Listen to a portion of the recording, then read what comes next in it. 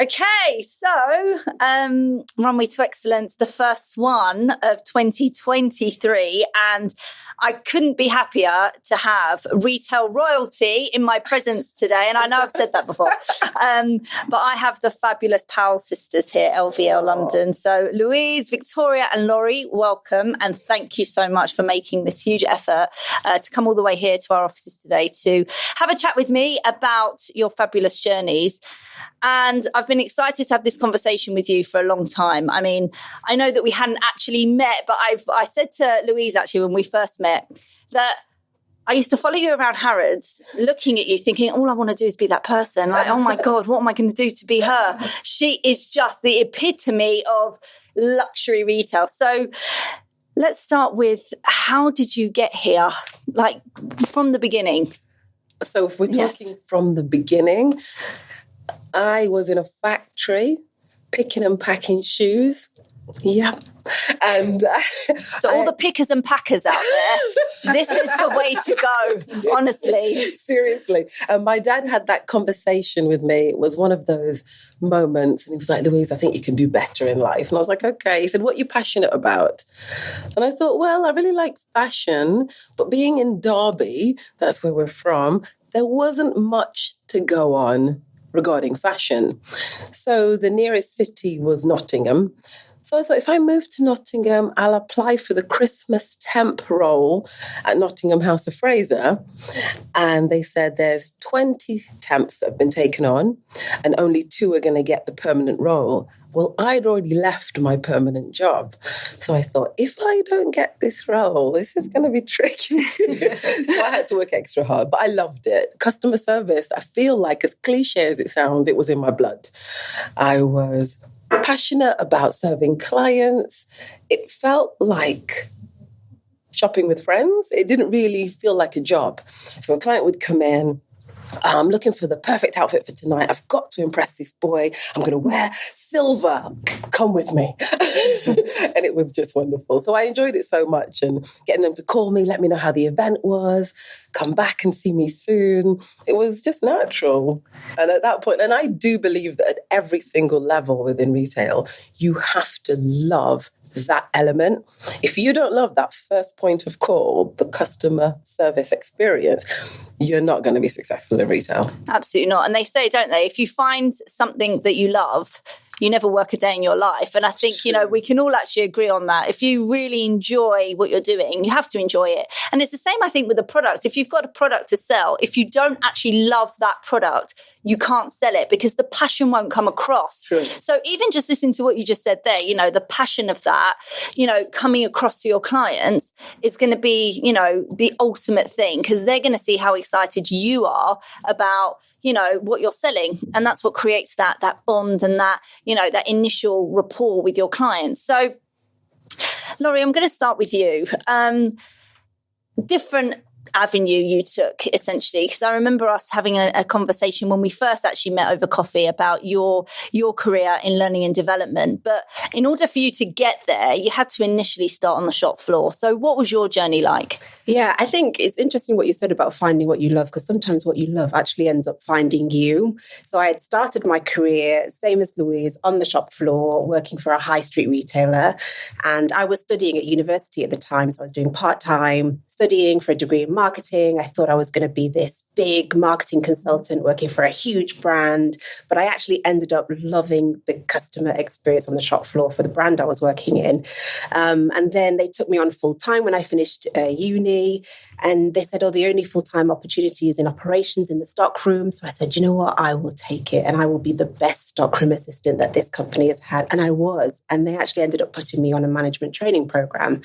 So I did that for a year and then ended up in London working on the shop floor for for that same company. And I absolutely loved it. I loved client experiences. I loved working Saturdays. And most people who thought, Saturdays, can't believe it. I was like, no, absolutely love it. It's a great way to spend your afternoons. You get to meet new people. Then afterwards, you're already dressed up. You can go for a nice night out afterwards. And then I ended up moving from kind of retail-based work to doing more learning and development. And that started off with doing inductions for 90 people in the big institution that is Harrods. Wow. And I absolutely loved that. So I kind of earned my stripes in L&D by introducing people to the culture and the brand of the institution. It's so important. I mean, we have temps going into Harrods now, which is really exciting for them. You know, we sell it to them in a way that, you know, if you work in Harrods, this is a stepping stone to the ultimate success, you know, because although so much has changed in retail now, but Harrods is still the absolute epitome. So if somebody's invited, we always say this, if somebody's invited to attend a Harrods store approval or induction, they absolutely have to do it because there's so much that they learn just from attending, you know, the induction and the onboarding training. And, you know, for you to be a part of that would have been phenomenal. It was an incredible experience. And I guess you're kind of immersed into the world of what the opportunities are. Because I saw when I did that induction myself, I thought, I want to be running that one day. I didn't actually realize that that would lead me down a path of learning and development, which is what it did. Yeah, fantastic. So let's move to you, Victoria. We're going to come back and I'm sure we're going to bring all of this back in a minute. But you've taken a different route altogether. And I know that obviously, you know, retail was the foundation again, but you took a route off of the shop floor later on in your career into customer service and experience online. So please share that story. I'd love to know how. And I think a lot of our listeners actually would really be keen to understand how you made that transition, because we hear it all the time now, and I'm sure you all do in your everyday lives, especially when encountering sales assistants. How do I get off of the shop floor? I've been on it for so many years, and I love the client interaction piece, but I don't necessarily want to do the hours, or I want to work from home sometimes. And this is the perfect sort of, you know, work-life balance, I guess, but still having that retail world behind you. So tell me how you did it. Yeah, so I actually worked after university, which I went to Nottingham Training, which is all about fashion. So I actually wanted to be a designer when I was younger. So that's what I did. I studied like fashion textiles and how to do design patterns and things like that. But all through university, I then was in retail on the shop floor, and I really enjoyed it. I was the Saturday girl at All Saints, which is a great brand. And then after that, I moved to London. So I followed my sisters, moved here. I couldn't afford a flat, so I was on their floor, hopping in between, what do we call it? Number 12 Park Bench is where I stayed. That was like the official. Sofa surfing. Sofa surfing is what happened. But I really loved being in London. And yeah, that was a great transition to kind of just work full time down here. To get myself on my feet, and then moved to Harrods, again shop floor, but for a really great brand, Givenchy, which I absolutely loved. And I was kind of going in between the head office and on the shop floor. I used to go to Paris to pick the bags that we would have in store, which I absolutely loved. But then what I noticed was that people were shopping less and less in Harrods and were shopping more online. So the pickers used to come through and like pick things for people that had shopped in store. And that would be one of my best sellers. So I realized like online shopping is the way forward. So yeah, after a few years of working in Harrods, I then applied to work for a tech company as an agent for their customer care team. So like you said, it was a really good transition, still working with customers, giving that really top tier service, but just in an online environment. So working in the head office, so very similar to what I was doing. Obviously, I was managing people in Harrods, but started off because I didn't really know the online space that much. But yeah, after a few years, I kind of worked my way up. I'm head of the customer care team, which I absolutely love. I oversee a team here in the UK and in Manila. And yeah, I still am able to give top tier service to customers who are trying to shop online, trying to find that perfect item. They might have gone in store to see the item, but then they want to buy it online and just want to make sure that they're getting the right thing. And we deal with all kinds of queries. But yeah, I really love that kind of online customer service side. It's really interesting, actually, because obviously we've all been through the pandemic and everything switched online literally overnight. And I'm a retail girl, as all of us are, I suppose, but I don't usually buy online. And I found it really difficult to make that transition. And I think now that we're coming out of it, there is still this big scare that, you know, is retail dying? And I won't allow that to sort of process in my mind. But I think what is so important now, and I'm sure you can all shed light on this from your current positions, is how important it is now to have the most phenomenal experience for the customers in store. Because yes, everything, the most luxurious items, the most expensive items can be purchased online and can be delivered the same day to your door if you wanted to. So why should people go into store? Why is it so important to have such a great experience? And I know we're going to touch on LVL and a bit later on in this conversation and how you coach people to creating that incredible experience. But in terms of how important the store experience is now, why is that key more so than ever?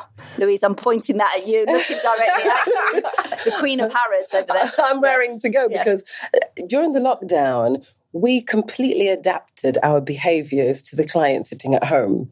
So, I mean, we were really creative because we still had targets. Just because the doors were closed, it didn't mean that we didn't have targets. So, for example, we would get models that were the same body shape as our clients to try on the clothes and do a fashion show virtually for the clients. They would say, yes, no, send it to my door. We were presenting pieces in different languages to clients all around the world. And they became so used to this incredible service that they don't even need to leave their house for. We thought, okay, how are we going to get them back in store? And certain brands, such as Chanel, as you know very well, they have really stepped up to the mark from a technical point of view.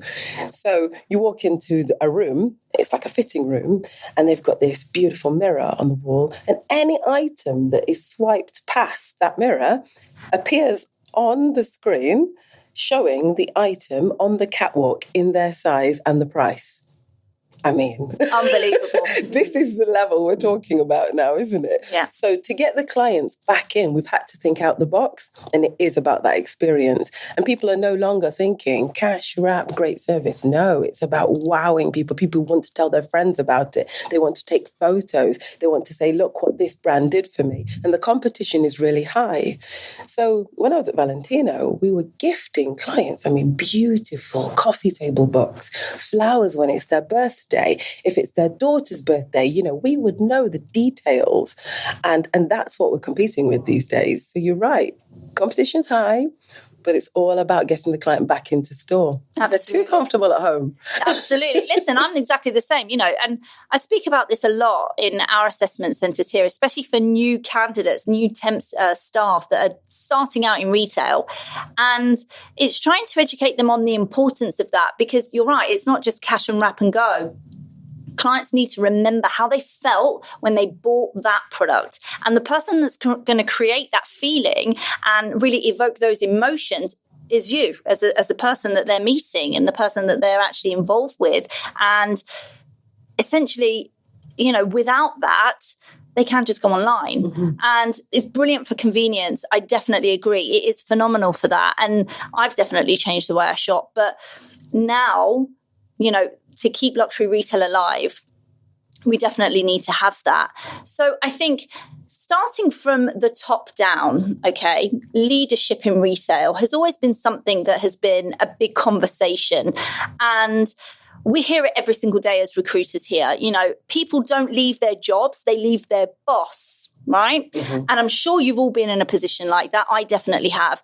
And I actually stayed in retail when I didn't actually plan to, because I had a phenomenal manager in my first retail position. And she's still one of my best friends, actually.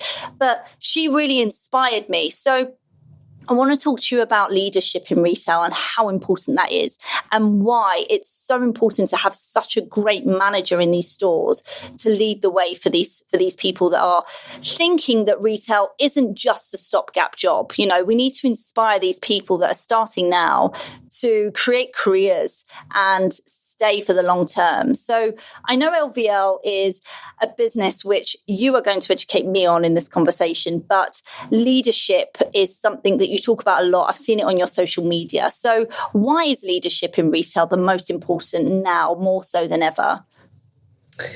I think when I think about leadership and how much it's evolving, gone are the days where you have these like managers who kind of tell people what to do. Dictatorships. Exactly. And I think the pandemic has shown a lot of people that actually nobody knows completely what they're doing. So the reason why leadership is so important is because you've got to have that level of agility and that passion. And in retail leadership, that's no different to any other industry. But the best retail leaders are the ones who can kind of run their business, lead their people, and really grow their clientele as well. And if you can kind of get a really good balance between the combination of those 3 points, you are going to succeed. But I think for us, the biggest thing that we focus on in our business is helping leaders become, it sounds cliche, but tap into their own potential so that they can tap into the potential of their team members. Because the reason why you stayed is because there was a manager who saw the potential and would nurture it and coach you and develop you. I think because there's so much going on these days, operationally, people-wise, strategy-wise, head office emailing you all the time, there's so much to balance. You've got to be really good at keeping people at the forefront of your leadership style. And that's why we love working with companies and helping them devise their succession plans. You know, who's going to be the next you if you decide to move on? Who's the potential in your team that you can start to develop? Who are the people that you really need to kind of performance manage? So there's lots of exciting ways in which we work and partner, but I think now more than ever, it's been important for people to see leadership as kind of just not just the way things are done, but the main focus when we talk about retail excellence. Okay. I agree. Yeah, 100%. I mean, I have conversations on a daily basis, and it's really sad, actually, that so many incredible candidates are thinking about leaving their jobs because they're not being pushed in the right direction, or they feel that they're stuck where they are. There's no development in the current positions that they're in. So a lot of businesses are still not really looking at these candidates and thinking, okay, what is their absolute maximum potential? I remember years ago when I was in a position where I expressed an interest actually in a particular role within head office, and my current manager at the time was like, oh no, that wouldn't be for you. I think you should just stay where you are. And it was because I was a good seller. So I was benefiting the business in that position. But I think, as you said, it's seeing the potential in your team and letting them know that you're there as a leader to encourage them to grow. And I remember actually a conversation that we had, Louise, where you said when you were in Harrods, somebody mentioned something to you about where they wanted to go and how you created, the path for them. So talk to me about that. As soon as you said it, I remembered this conversation. So I had an amazing seller, and she was phenomenal and so natural. And I knew that if she was in, we were going to have a good day. And we had one-to-ones every 2 weeks because she was like an AM, so an assistant manager level. But she was a great salesperson. And assistant managers at the time could still earn commission. So it was a win-win for me. And she said, Louise, I'd like to be a manager and progress to sales manager. I was like, why?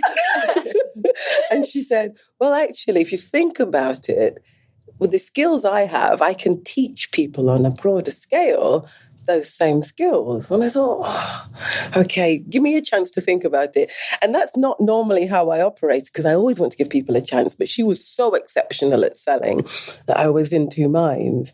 And I thought, oh, gosh, we're really going to lose out if she's in the back doing rotas, etc. But she was right. And every 15 people, because I never wanted anyone to manage more than that, because, it's your time balance with those people. And every 15 people I gave her, they ended up being the top sellers. And I thought this was totally worth investing in her to give her that opportunity to grow and see how she could share that talent with others.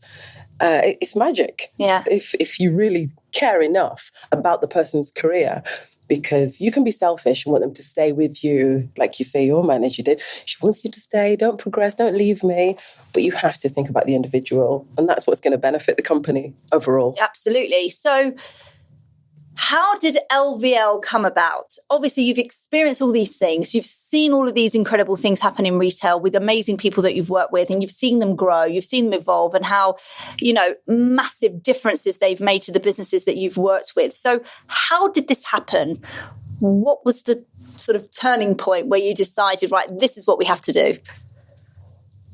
So we were in, was it Rome? Yeah. They're nodding because they're thinking of the pizza. We were in Rome. Just got back actually, didn't stop eating pizza. Yeah. And we were at this beautiful pizzeria.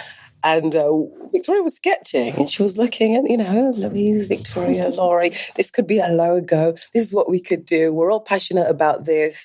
Do you think we could come together? Well, we were pretty comfortable in our careers at the time. But we thought maybe merging what we do, bringing our skills as one unit, we could be even more successful. So let's take the risk. And that was 2 years ago, I think, maybe more. It was just a vision at the time, but it's just being brave to step out there. And our passion through all of our careers is about what we do with the people. Okay, we love the product, got to admit. Love the product, love the product, love the environment, love the people. It's the people development that we get most excited about. And watching people grow, and just from, coaching conversations, meeting somebody on a weekly basis, giving them that encouragement, letting them believe in themselves, planting that seed of, you've got this, and seeing them progress. We've watched people that we've coached progress right through the ranks, some higher than me. And it's encouraging, and that's what's brought this team together, I think, as a main goal. Okay, so what's the focus for LVL? What's the why behind your business? What is it that you are going to bring to companies that you work with? Sorry, I think so. You guys just looked at it. Do you know what? It's interesting. The reason why we're laughing is because the diversity of the experience that we have between us actually means that we sometimes do a bit of everything. But like Louise said, what we're most passionate about is the people. And because of the different industries that we've worked in, the different people, the businesses that we've kind of been leaders in, it's allowed us to come together and combine those skill sets for small businesses who are just starting out and not even thought about what their people strategy are, but know that I need this team to take me from good to great in my brand.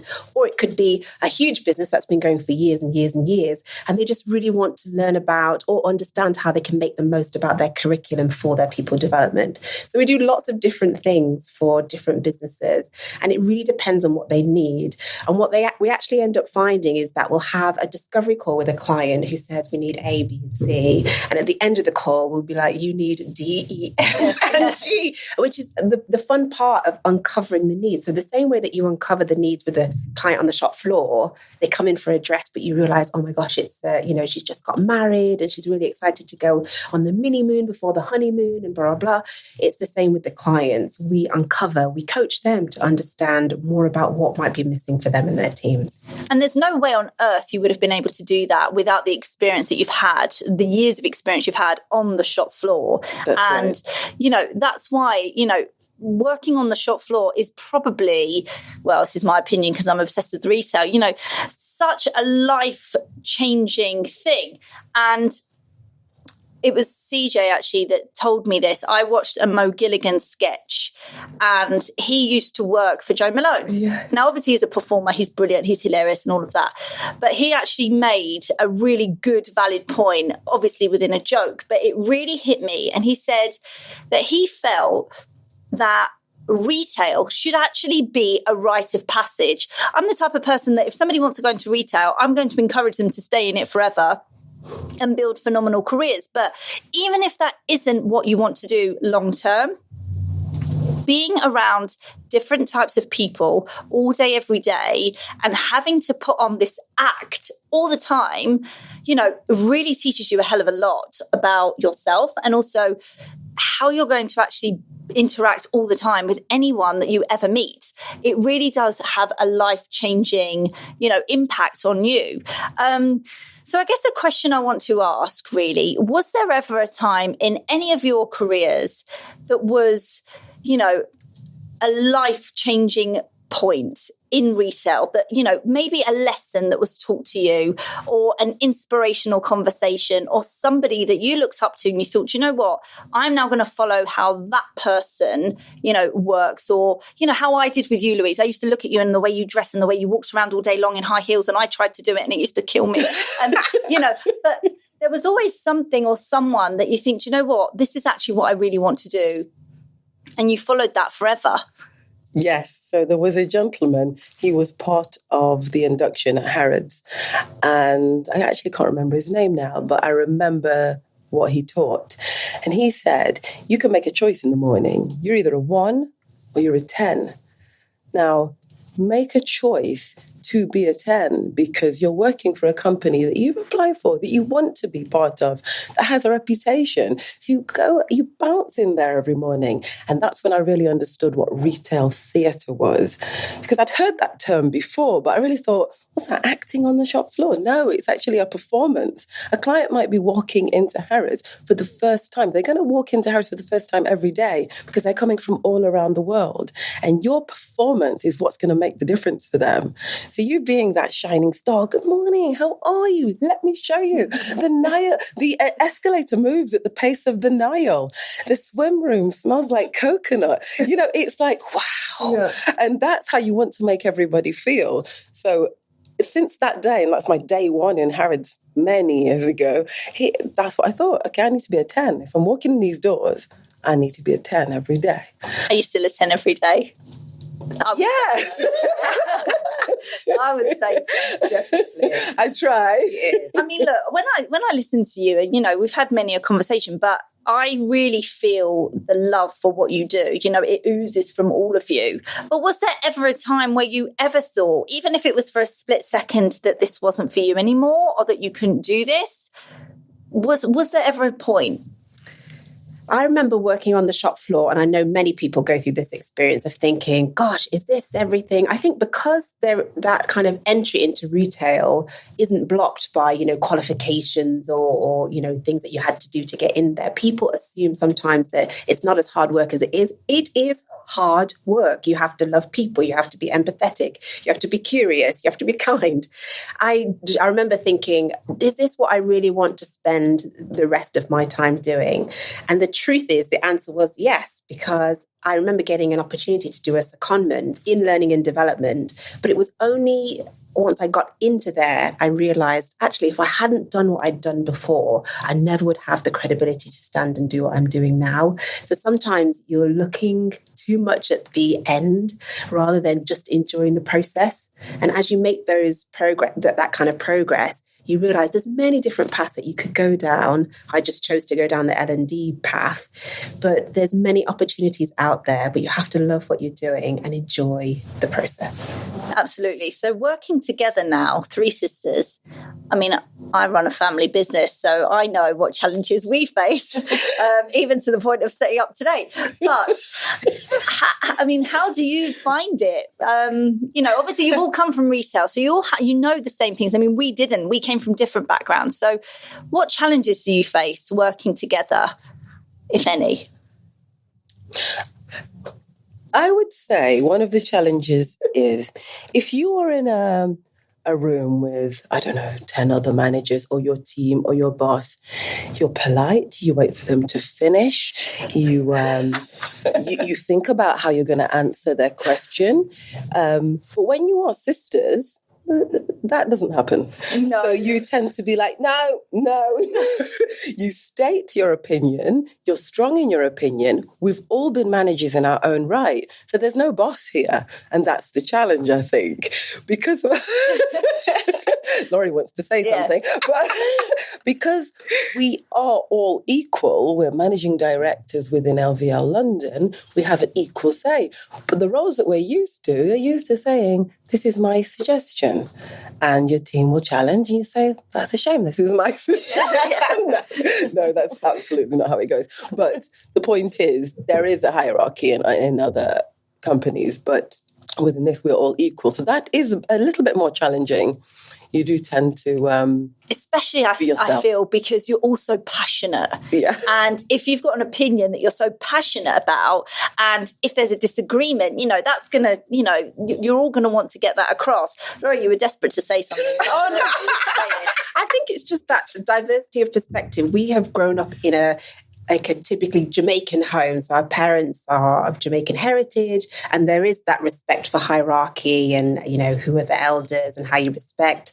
So I think we wondered if that would translate into how we do business with each other. You know, Louise is the oldest. Do we go with her ideas because do we just respect that level of seniority in terms of age? Or one of us may have been in the business a bit longer because we all joined at different parts. And do you respect that? So I think it's just appreciating the diversity that you have, even though there are so many similarities because you come from the same home. Yeah, but you all come from, you know, like you said, the same background. You grew up together, your sisters at the end of the day, but you've all brought something different to the table. So do you have different roles within the business that, for example, if one particular client wanted one service, would one of you take control of that? How does that work?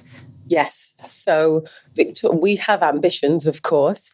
And when it comes to speaking engagements, so people say, come into my business, talk about diversity and inclusion and encourage female empowerment, etc. I do that. If it's learning and development, Laurie does that. We have high ambitions for an incredible members program, and Victoria is going to head that up.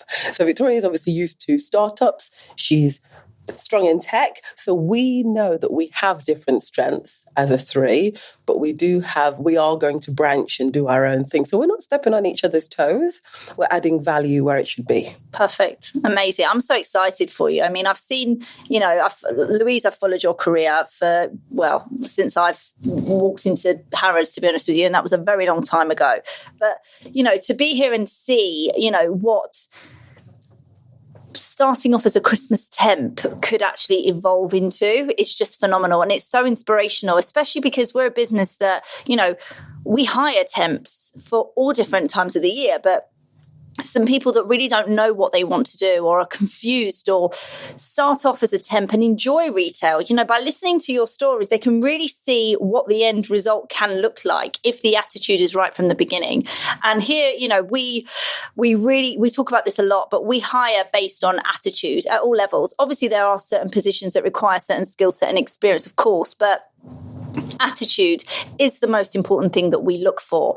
And I'm sure that, when you've been managers, it's been similar for you, because skill set is something that I truly believe can be taught, but attitude can't. If you've got the right attitude to, and you're hungry for it, you will be successful. I guess to sort of round this up, the listeners of this podcast, I hope will be people that, are looking at retail as a career and, something that they can really be successful in, as you have all been.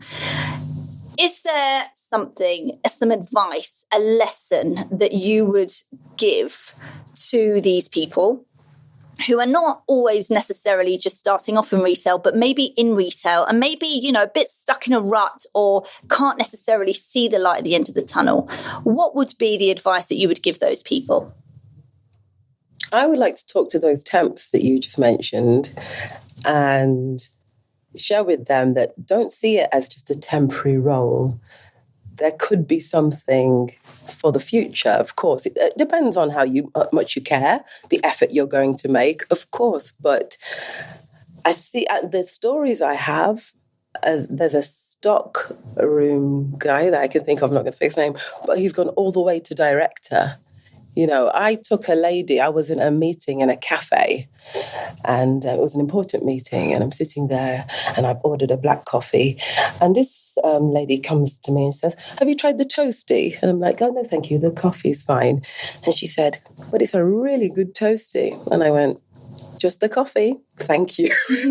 And we carried on with this meeting. She brings the coffee and she's talking to me about the toasty again, and I thought, okay, I need to hire you, because this related product, this add-on, this UPT focus that you've got in a cafe, I shouldn't say just, because that's an important role too, but in a cafe, I was thinking, what could she do?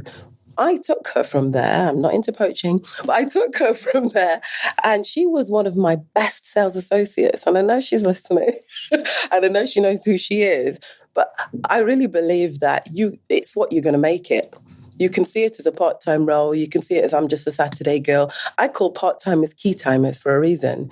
You're in on my key days. You're in on Saturday. That's my most important day. You're in for my key hours. You're important. You're as important as any full-timer.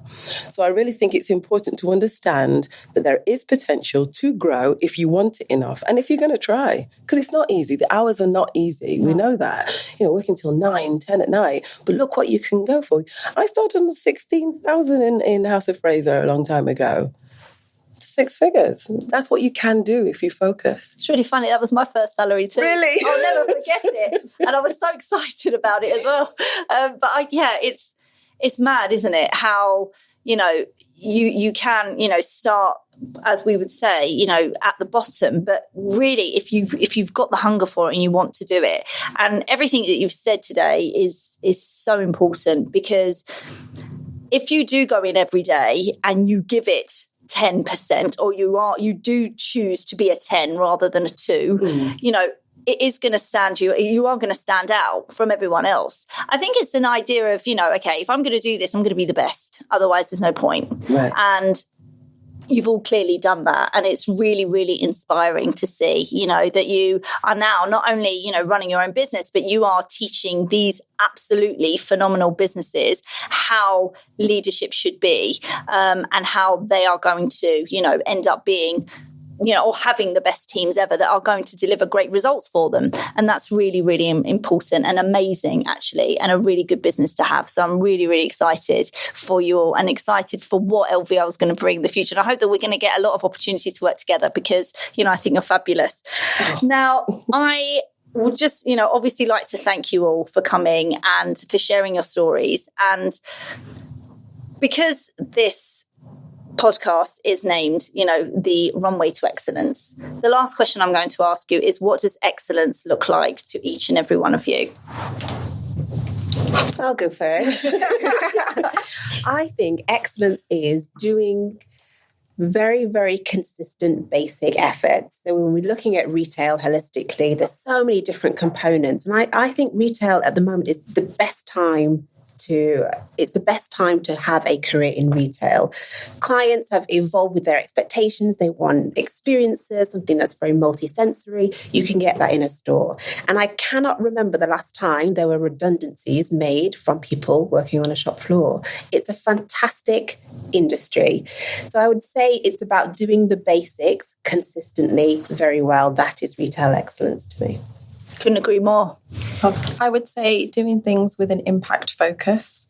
So when you're about to do a task, think, what's the outcome? What does this look like? And how's that going to impact someone else? Or how's that going to impact the customer or the experience? So always think of things with an impact in mind. And that's what I try and do in my day-to-day as well. So it's not just like on the shop floor, but in any role that you have, try and have an impact that's then going to impact other teams and your manager. And it also just helps you to feel like you have a purpose as well when you're actually making an impact in your day-to-day. So impact focus. Amazing. And lastly, Louise. So for me, I think companies at the moment are focused on a client-centric mindset. So shifting completely opposite from product. They don't want to know what you're looking for. They want to know where you're going, where you dine, where you want to, where you enjoy your spare time, where you holiday, your children's names, your pets, etc. And I think that's retail excellence, when you are getting to know the person as an individual, and then your teams are able to really connect with them, build a rapport with them, because they're going to want to come back. I can guarantee you can get that product in any department store, in any beautiful high street. But what is it that brings the client back to you? Retail excellence is having a point of difference. And that's usually the personality that's serving you. People buy from people, my favourite 100%. saying. My favourite saying. I'm so happy to have ended on that. Ladies, thank you. It's been an absolute pleasure. And I wish you all the very, very best with LVL. And like I said, I hope that we get to work together a lot more. So thank you again. Thank you. Thank you. Amazing.